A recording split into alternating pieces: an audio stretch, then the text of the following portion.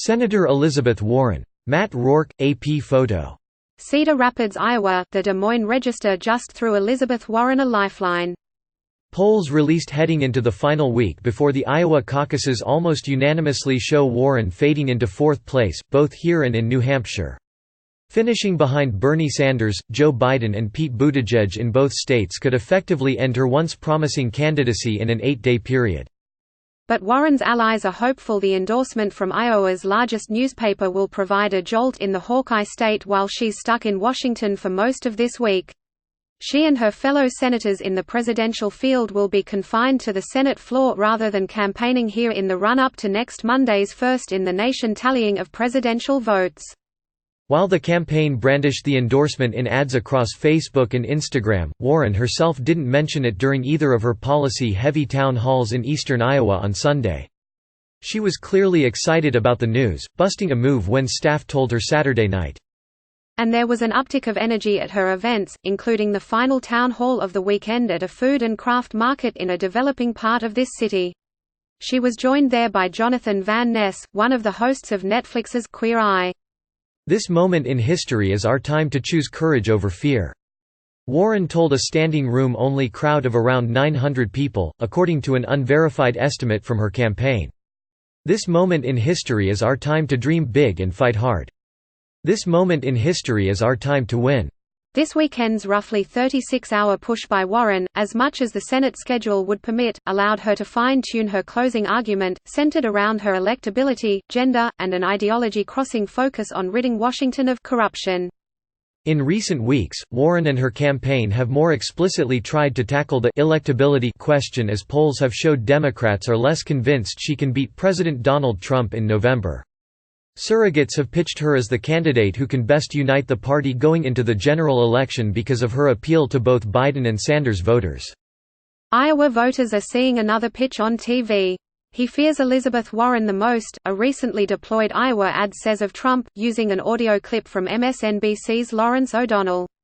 "I'm Elizabeth Warren, and I approve this message because I'm going to beat him." The backdrop behind her at the Cedar Rapids event spelled it out in plain English: win with Warren. Asked at a town hall here why uncommitted Democrats should caucus for her next week instead of Sanders or the other top candidates, she made a case for herself but declined to explicitly criticize the other candidates. "Let me tell you why I think you should caucus for me. I know how to fight, and I know how to win," Warren said. "In fact, I'm the only person in this race who has beaten an incumbent Republican anytime in the last 30 years." Electability questions have dogged Warren in part because some voters fear that a woman can't beat Trump after Hillary Clinton's 2016 loss. Warren is attempting to diffuse that anxiety by focusing on her own electoral track record and the success of female candidates in the 2018 midterms. "I just want to be clear, women win," Warren said. "I think that one of the questions for everyone is, okay, I hear it. But how can a woman beat Donald Trump? And the answer lies in what I've already talked to you about. This is the most corrupt administration in history. We're going to beat Donald Trump by drawing that distinction." Asked by a reporter after Sunday's event here why she is talking about gender and electability more, Warren said, "People ask the question." She added, "It's important to get it out there. This can't be a hidden question people mask in different ways."